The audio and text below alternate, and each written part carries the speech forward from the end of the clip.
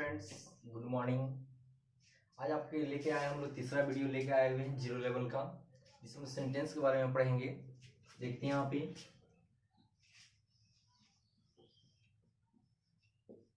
Subject, verb, object या complement. आज हम लोग चर्चा करने वाले हैं दोस्तों सब्जेक्ट के बारे में। किसके बारे में? सब्जेक्ट के बारे में बात करने वाले हैं, यानी व्हाट इज सब्जेक्ट, सब्जेक्ट क्या होते हैं, सब्जेक्ट का यूज हम लोग कहाँ करेंगे, सब्जेक्ट का क्या क्या यूज कर सकते हैं, सब्जेक्ट कैसे फंक्शन करता है, इस चीजों को हम लोग जानेंगे। और किसी भी सेंटेंस में, कॉम्पिटिटिव एग्जाम में कोई भी सेंटेंस हो तो हम लोग सब्जेक्ट को कैसे पहचाने, अर्थ के द्वारा कैसे पहचाने। ऐसे सेंटेंस दिए गए हैं, हमें हिंदी में अर्थ निकालने नहीं आते तो भी हम सेंटेंस को आसानी से पहचान सकते हैं और उसे समझ सकते हैं। इसमें आइए देखते हैं हम लोग यहाँ हम लोग चर्चा करेंगे सब्जेक्ट के बारे में। सब्जेक्ट क्या है? What is subject, what is subject, subject क्या होते हैं यह देखेंगे। सब्जेक्ट जो है दोस्तों दो वर्ड से यहाँ मिले हुए हैं, सब, somebody,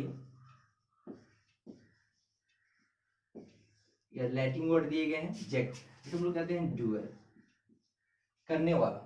खाना पीना, रहना, सोना, फेंकना, ये सभी क्या होते हैं? ये सभी डूअर होते हैं, करने वाले होते हैं। जब कोई व्यक्ति कोई वर्क करे, डूअर हो, तो उसे क्या कहेंगे हम लोग? सब्जेक्ट कहेंगे। आप उसे कह सकते हैं ए डूअर, डूअर यानी करने वाला। A doer is known as subject, यानी करने वाले को हम लोग क्या कहते हैं? सब्जेक्ट कहते हैं। आइए कुछ एग्जांपल्स हम लोग देखते हैं इसे, कि सब्जेक्ट किसे कहेंगे हम लोग। हाँ, ध्यान रखेंगे इसमें कि सब्जेक्ट क्या होते हैं। सब्जेक्ट एक्शन करे, कोई किसी भी सेंटेंस में सब्जेक्ट के बारे में जो कुछ कहा जाए, सब्जेक्ट के बारे में जो कुछ कहा जाए वो आपके क्या होते हैं सेंटेंस में, वो आप क्या कहलाते हैं? सब्जेक्ट कहलाते हैं। तो यहाँ आप देखते हैं हम लोग लिखे I am going to Patna. दोस्तों देखते हैं इसमें कुछ एग्जांपल्स देखेंगे हम लोग, है कि नहीं। दिए गए हैं I am going to Patna, मैं पटना जा रहा हूँ। तो यहाँ जो दिए गए आई दिए हुए यानी जाने का वर्क, यानी डूअर कौन सा है? तो डूअर आपके जो दिए गए आई है, यानी वर्क करने वाला कौन है? आई है। तो ये क्या हो जाएगा आपका? ये हो जाएंगे सब्जेक्ट। अब पहचाने होंगे इसमें डूअर है कि नहीं है। डूअर होंगे तो वो क्या हो जाएंगे? सब्जेक्ट हो जाएंगे, यानी करने वाला। क्या करने वाला? सब्जेक्ट, डूअर यानी आपके। या ऐसे भी कह सकते हैं कि सेंटेंस में जो कुछ कहा जाए, यानी कहने वाले सेंटेंस में जो हम लोग क्या कहते हैं, जो कुछ कहते हैं वो क्या कहलाते हैं? वो सब्जेक्ट कहलाते हैं। या फिर हम लोग आई के बारे में बात कर रहे हैं, ये सब्जेक्ट हो जाएंगे। यहाँ देखिए you tell a lie, you tell a lie, तो तुम झूठ बोलते हो। तो यहाँ जो झूठ बोलने की, जो झूठ कौन बोलता है? यू बोलता है। तो काम कौन कर रहा है? झूठ बोलने का काम सब्जेक्ट कर रहा है, यानी यू कर रहा है। ही गोज टू रांची, यहाँ जो दिए गए हैं रांची जाने के जो आपके काम जो कर रहे हैं, कौन से कर रहे हैं? ही कर रहा है। तो ही क्या हो जाएगा? यहाँ पे सब्जेक्ट हो जाएंगे। अब लोग इसमें यह देखेंगे कि ये सेंटेंस में जो दिए गए इसके पोजीशंस क्या है, सब्जेक्ट में पोजीशंस क्या होते हैं। आइए दोस्तों हम लोग देखते हैं इसमें सब्जेक्ट के जो पोजीशंस क्या क्या होते हैं। सब्जेक्ट का पोजीशन आपके बिगिनिंग पॉइंट में होते हैं, या आप कह सकते हैं उसके मिडिल पॉइंट में जा सकते हैं, या उसके एंड पॉइंट में जा सकते हैं। फर्स्ट हम लोग क्या रखेंगे, आपका सब्जेक्ट को हम लोग बिगिनिंग पॉइंट में जा सकते हैं।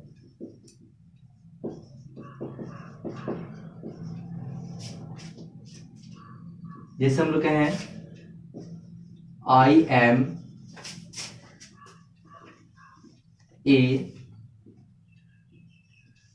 an honest boy, an honest boy। तो यहाँ जो दिए गए हैं आई सब्जेक्ट है, तो ये सब्जेक्ट होंगे, ये शुरू में बिगिनिंग पॉइंट पे दिए गए हैं। चाहे तो हम लोग इसको मिडिल पॉइंट में रख सकते हैं।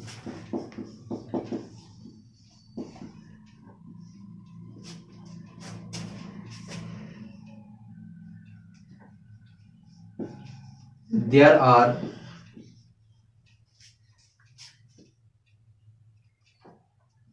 a boy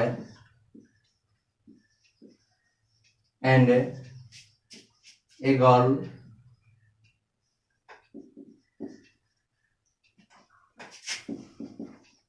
in the classroom।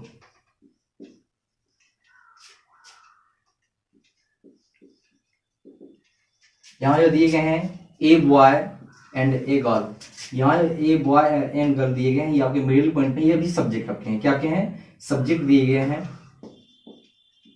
चाहे तो सेंटेंस में सब्जेक्ट को एंड पॉइंट पे भी रख सकते हैं। What is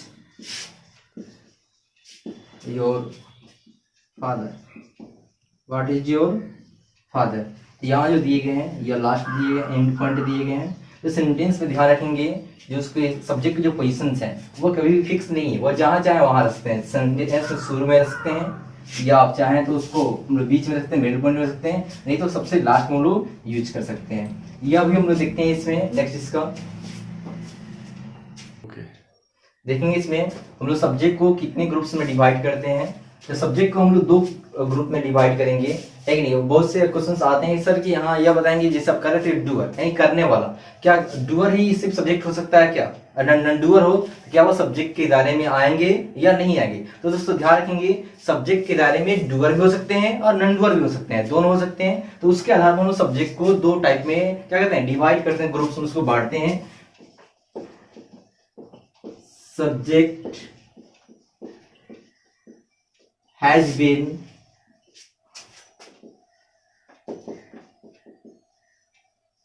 divided into 2 groups। यानी सब्जेक्ट को हम लोग कितने टाइम में डिवाइड करेंगे? 2 ग्रुप में हम लोग डिवाइड करेंगे।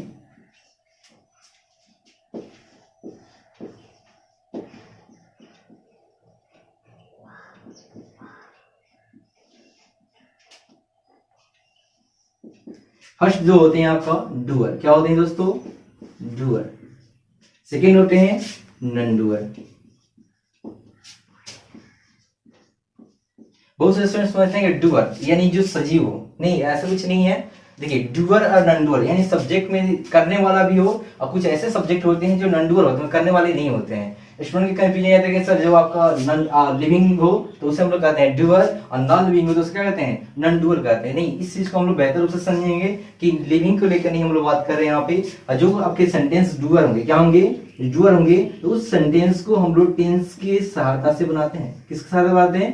टेंस के द्वारा उसे बनाएंगे हम लोग। जो सेंटेंसेस आपकी नॉन डूअर हो, क्या आप कहें नॉन डूअर हो, तो उसे हम लोग वॉइस के द्वारा बनाएंगे। वॉइस यानी सेंटेंस में क्या करेंगे हम लोग? एक्चुअली प्लस V3 का यूज करेंगे।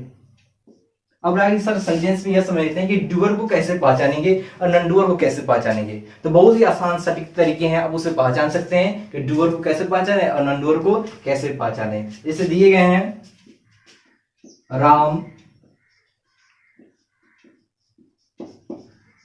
आम खाता है, राम आम खाता है। इसे हम लोग बनाएंगे तो क्या होंगे?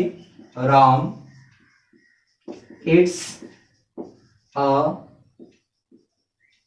Mango, Ram it's a mango. क्योंकि राम जो है यहाँ डूअर, राम क्या है यहाँ पे? डूअर है, यानी काम करना है, काम कौन कर रहा है? राम कर रहा है। तो राम क्या है यहाँ पे? सब्जेक्ट रहेंगे। तो ये बताइए राम यहाँ डूअर है, कोई दिक्कत नहीं है। अगर हम इस सेंटेंस को ऐसे लिखें कि आम खाया जाता है, आम खाया जाता है। हाँ, ये अभी स्टूडेंट्स को प्रॉब्लम आते हैं कि सेंटेंस में देखते हैं हिंदी में कि जिस हिंदी वाक्य के क्रिया के अंत में ता है, ती है, ते है, तो वो कहते हैं कि प्रेजेंट इंडेफिनिट टेंस के द्वारा हम बनाते हैं। यह बात सही है, लेकिन सभी सेंटेंस को आप ऐसे नहीं कर सकते हैं। वो पहले आपको देखने पड़ेंगे कि उस सेंटेंस में सब्जेक्ट डूअर है या नहीं है। डूअर है तो सही है, आप सेंटेंस को टेंस के द्वारा बनाइएगा। लेकिन वो नॉन डूअर हो, क्या कहूँ? नॉन डूअर हो तो वहां आप कभी भी टेंस के द्वारा नहीं बना सकते। उस सेंटेंस को आपको वॉइस के द्वारा पड़ेंगे, वो भी पैसिव फॉर्म में एक्चुअली प्लस V3 को बनाना पड़ेंगे। और राम आम खाया जाता है, अगर यहाँ भी ताती है तो आप इस टेंस के द्वारा बनाते हैं, जबकि ये गलत हो जाती है, इरस पॉइंट होते हैं यहाँ पे। तो ऐसा हम लोग करेंगे क्या हो जाएंगे? मैंगो इट्स टेंस के द्वारा लिखते तो, जबकि ये एरर पॉइंट है, ये हम कभी भी नहीं लिख सकते। इसे हम लोग कैसे करेंगे? वॉइस हम बनाएंगे। वॉइस बनाएंगे तो क्या हो जाएंगे? Mango is eaten, mango is eaten, क्योंकि एक्चुअली प्लस V3 ग्रुप में यूज करेंगे। क्यों करेंगे? क्योंकि ये सेंटेंस जो है मैंगो जो आम है, ये आपका नॉन डूअर है, यह वर्क नहीं कर रहा, खाने वाला कोई दूसरा कोई है। आम तो खुद अपने आप खा नहीं रहा है, खाने वाला कोई दूसरा कोई है, तो ये नॉन डूअर है, वर्क नहीं कर रहा, इसलिए इसे हम लोग क्या करेंगे, वॉइस के द्वारा बनाएंगे, यानी एक्चुअली प्लस V3 के द्वारा बनाएंगे। आइए दोस्तों और कुछ हम एग्जांपल देते हैं यहाँ पे। यह लिखे गए हैं तुम पीटते हो, क्या लिखे गए हैं, तुम पीटते हो। ये देखेंगे इसमें वर्क कौन कर रहा है, तुम कर रहा है, पीटने का काम कर रहा है, तो यू क्या है आपका, यहाँ सब्जेक्ट हो जाएंगे, तो यू बीट हम लोग लिखेंगे यहाँ पे, और ये भी इसको क्या है, टेंस के द्वारा हम लोग बनाएंगे। अब इस सेंटेंस को भी हम लोग ऐसे कहें, तुम्हें पीटा जाता है, तुम्हें पीटा जाता है, तो पीटने का काम कौन कर रहा है, यू नहीं कर रहा है, दूसरे कोई कर रहा है यू को। अब यहाँ दिए गए यू जो होंगे, यहाँ तो सब्जेक्ट तो होंगे, लेकिन ये नॉन डूअर होंगे। क्या होंगे यहाँ पे, यू जो होगा आपका क्या होगा, नॉन डूअर होगा।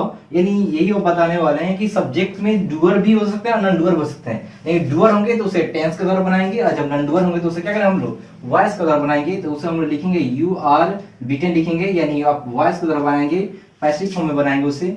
नेक्स्ट को दिए गए यहाँ पे रोड बनता है, तो रोड बनते हैं तो हम लोग उसे लिखें रोड बिल्ड्स। सही है गलत, ये गलत है। रोड बिल्ड्स कभी हम लोग नहीं लिख सकते हैं कि रोड खुद अपने आप नहीं बनता है, बनाने वाले क्या होते हैं, दूसरे कोई होते हैं। यानी यह पैसिव होनी चाहिए कि रोड तो आपका ये डूअर नहीं है, ये नॉन डूअर है, बनाने वाला कोई और है इसे। तो हम लोग उसे सीधे लिखेंगे रोड एज रिपेयर होते हैं, बनते नहीं है या रिपेयर हो जाएंगे। आइए दोस्तों हम लोग सब्जेक्ट से रिलेटेड कुछ आपके नोट देखेंगे। फर्स्ट नोट दिए गए हैं, सब्जेक्ट का जो फॉर्मेट है, स्वरूप होते हैं और उसके पोजीशन दोनों निश्चित नहीं होते, ये कभी भी निश्चित नहीं होते, वो जहाँ चाहे वहां रह सकते हैं सब्जेक्ट में। और वहां आप नेक्स्ट दिए गए हैं, नोट नंबर 2 को देखते हैं, इंपरेटिव जो आपके सेंटेंस होते हैं, ये जिसकी शुरुआत क्या हो, वर्ब से हो, तो वैसे वाक्य में सब्जेक्ट नहीं लिखे होते हैं। क्या नहीं लिखे होते हैं, सब्जेक्ट नहीं लिखे होते हैं। हाँ, उसमें क्या होते हैं कि हिडन रहते हैं, छुपे हुए रहते हैं, ये छुपे रहते हैं वहां पे। तो यह आपके ध्यान रखेंगे, वो भी क्या होते हैं, यहाँ सेंटेंस को हम सब्जेक्ट वहां हम लोग क्या होते हैं, हिडन कर दिए जाते हैं। थर्ड यहाँ दिए गए हैं group of words, group of word. बहुत से स्टूडेंट सोचते हैं कि पहले जो किस सेंटेंस में लिखे गए हैं आपके वर्ड्स लिखे गए वो सारे क्या सब्जेक्ट हैं, यह मानना गलत है। वो सब्जेक्ट आप उसे नहीं मान सकते हैं, अब वो देखने पड़ेंगे सब्जेक्ट आपके डूअर है नॉन डूअर है, और वह आपके सब्जेक्ट के दायरे में वो आ रहे हैं कि नहीं आ रहे हैं। तो ये ध्यान रखेंगे कि ग्रुप ऑफ वर्ड्स होंगे तो उसे सब्जेक्ट आप नहीं मान सकते हैं, उसे गलत माना जाता है। तो सब्जेक्ट किसे मानेंगे, नाउन और प्रोनाउन को आप सब्जेक्ट मान सकते हैं। और हम लोग देखते हैं यहाँ पे प्रीपोजिशन के बाद, प्रीपोजिशन के बाद सब्जेक्ट नहीं आते। किसी भी सेंटेंस में प्रीपोजिशन दिए गए हैं तो उसके बाद सब्जेक्ट को कभी आप वेरीफाई नहीं कर सकते, कि सब्जेक्ट उसे कैसे नहीं मान सकते हैं। तो उसे क्या मानेंगे हम लोग, तो उसे हमेशा जब भी मानिएगा तो क्या मानिएगा, ऑब्जेक्ट मानिएगा, है कि नहीं। ध्यान रखते हैं यहाँ पे, यहाँ दिए गए आपके नाउन, क्या दिए गए हैं, नाउन प्लस ऑफ, प्लस का होंगे नाउन हो जाएंगे। हम ऐसे भी लिख सकते हैं the plus noun plus of plus noun, यह भी सही है। हम चाहें तो ऐसे भी लिख सकते हैं the plus noun plus of plus the plus noun. यहाँ नाउन देखिए, दो नाउन है यहाँ पे, तो नाउन जो है या नाउन सब्जेक्ट है कि या नाउन सब्जेक्ट है। तो हम लोग सोचते हैं पहले वाली नाउन सब्जेक्ट है, ऐसे हम लोग कुछ नहीं कर सकते हैं। नाउन चाहे तो और भी बढ़ा सकते हैं, आप लोग देख कर सकते हैं, लेकिन ध्यान देना होंगे इसमें जो नाउन जो दिए गए हैं, यानी प्रीपोजिशन के बाद जो नाउन आएंगे, प्रीपोजिशन के बाद जो नाउन आएंगे वह क्या कहा जाएंगे आपका, वह ऑब्जेक्ट हो जाएंगे। यह भी क्या होंगे आपके, यह नाउन क्या होंगे, ऑब्जेक्ट हो जाएंगे। यह भी नाउन क्या होंगे, ऑब्जेक्ट हो जाएंगे। तो यह जो फर्स्ट जो दिए गए नाउन दिए गए इसके आधार पर आप वर्ड का चुनाव करेंगे और उसका क्या अदर वर्ड का इस्तेमाल करेंगे। ध्यान रखेंगे इस चीज को कि जब भी आपका जो प्रीपोजिशन के बाद जो नाउन आएंगे तो वो सब्जेक्ट नहीं होते हैं, क्या होते हैं, वह ऑब्जेक्ट होते हैं। आइए दोस्तों हम देखते हैं कुछ और नोट्स को देखते हैं। बहुत से स्टूडेंट्स कहते हैं कि सर हमें सेंटेंस का मीनिंग निकालने नहीं आता है, हम लोग सेंटेंस में सब्जेक्ट को नहीं पहचान पाते हैं, एक ऐसे सेंटेंस में सब्जेक्ट कौन सा है। हमेशा स्टूडेंट कंफ्यूज रहते हैं, जैसे 2 लाइन के क्वेश्चंस आते हैं तो वहाँ कंफ्यूज रहते हैं कि सब्जेक्ट कैसे पहचाने। तो बहुत सी आसान तरीका मैं बताने वाला हूँ अभी, ध्यान रखेंगे। और जब ये सेंटेंस में कहीं भी दिखाई दे तो आप उसे आप उनके क्या करें, सब्जेक्ट का चुनाव करेंगे, वही आपके सब्जेक्ट हो सकते हैं, दूसरा कोई सब्जेक्ट नहीं आ सकते हैं। फर्स्ट जो दिए गए हैं आपके नोट में दिए गए हैं, सब्जेक्ट की जगह, किसकी जगह, सब्जेक्ट की जगह नाउन का यूज करते हैं हम लोग। किसका यूज करते हैं, नाउन का यूज करते हैं। राम श्याम गीता ये सभी तो नाउन होते ही हैं, लेकिन कुछ और भी नाउन्स हैं, कुछ और भी नाउन्स हैं जो आपके क्या होते हैं, उसके सफिक्स होते हैं, जिसके लास्ट में क्या लगा हो, TION लगा हो, क्या लगा हो, TION लगा हो, या आप कह सकते हैं ANCE लगा हो, या ENCE लगा हो, ER लगा हो, नेक्स्ट लगा हो, है कि नहीं है। ये सभी जब वर्ड के लास्ट में ये सभी आ जाए तो वो क्या होता है, वो सभी नाउन के दायरे में आते हैं। इसमें और भी बात करेंगे पूरे डिटेल रूप से। किसी भी आपकी वर्ड में अगर TION हो, ANCE हो, ENCE हो, ER हो, नेस हो, क्या कहो, नेस हो या हुड हो,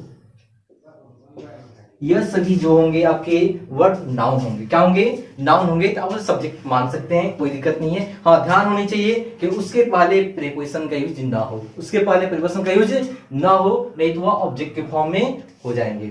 आइए नोट नंबर 2 को देखते हैं। सब्जेक्ट की जगह प्रोनाउन का यूज कर सकते हैं। प्रोनाउन तो सभी को जानते हैं, ही से, इट, यू, दे, है कि नहीं, वी, वैसे प्रोनाउन के दायरे में आते हैं, तो हम प्रोनाउन का यूज कर सकते हैं इजी से। आइए नोट नंबर 3 देखते हैं। सब्जेक्ट की जगह 2 + B1, इसे कहते हैं फुल एफिनेटिव। क्या कहते हैं इसे, फुल एफिनेटिव कहते हैं। और यह जो दिए गए बिफोर दिए गए हैं, इसे हम लोग कहते हैं जेरेंट कहते हैं। ये दोनों का यूज हम लोग आसानी से सब्जेक्ट के रूप में कर सकते हैं, कोई भी इसमें प्रॉब्लम नहीं है। 4 जो दिए गए हैं सब्जेक्ट की जगह बीइंग + B3, क्या लिखे गए हैं, बीइंग + B3। हाँ, यह जरूरी है कि लास्ट में बीइंग के साथ B3 आनी चाहिए, तो ये जाके क्या होंगे, नाउन बनेंगे। ये आप कह सकते हैं 2 + B3 दिए गए हैं, तो ये भी क्या हो जाएंगे, नाउन हो जाएंगे, नाउन के रूप में। अब सेंटेंस में आसानी से सब्जेक्ट को पहचान सकते हैं बिना अर्थ निकालेंगे। जो स्टूडेंट्स अर्थ नहीं निकाल पाते हैं, 2-3 जो लाइन में लिखे गए सेंटेंसेस हैं, तो उनके लिए सबसे आसान तरीका, इससे आसान कुछ भी नहीं है, सबसे आसान तरीका है, यह निकाल सकते हैं आप।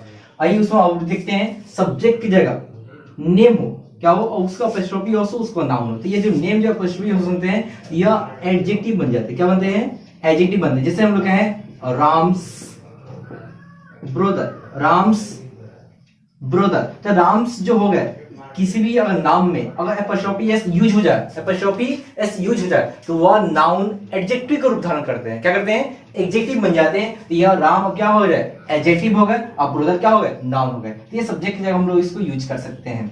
नेक्स्ट देखते हैं, इसमें सब्जेक्ट की जगह the plus adjective plural noun, the plus adjective क्या होते हैं, प्लूरल नाउन होते हैं। The plus adjective, the plus adjective plus singular noun, the plus adjective plus plural noun, ये सभी जो होते हैं सब्जेक्ट के दायरे में हम लोग रख सकते हैं, उसे सब्जेक्ट मानेंगे। हाँ, इसके पहले कोई प्रीपोजिशन नहीं आनी चाहिए, ये सब्जेक्ट हो जाएंगे। आइए लास्ट में देखते हैं। सब्जेक्ट की जगह पॉजेसिव एडजेक्टिव, पॉजेसिव एडजेक्टिव आ जाए। पॉजेसिव एडजेक्टिव क्या क्या होते हैं, देखते हैं यहाँ पे, my, our, your, his, her, it, their, ये सभी कहीं भी दिखाई दे तो उसके जस्ट बाद हम लोग नाउन का यूज करते हैं। किसका यूज करते हैं, जैसे माई ब्रदर, माई सिस्टर, यही पॉजिटिव अधिकार दर्शाने के लिए, क्या दर्शाने के लिए, अधिकार दर्शाने के लिए, तो उसके बाद नाउन का यूज करेंगे। ये सभी जब आ जाएंगे, इसके बाद नाउन का जब यूज करेंगे, वह सभी क्या होंगे, सब्जेक्ट के दायरे में होंगे। माई पेन, वो क्या हो जाएंगे, सब्जेक्ट हो सकते हैं, इसका सब्जेक्ट जब हम लोग यूज कर सकते हैं। तो आप दोस्तों आसानी से सब्जेक्ट को किसी भी सेंटेंस में पहचान सकते हैं।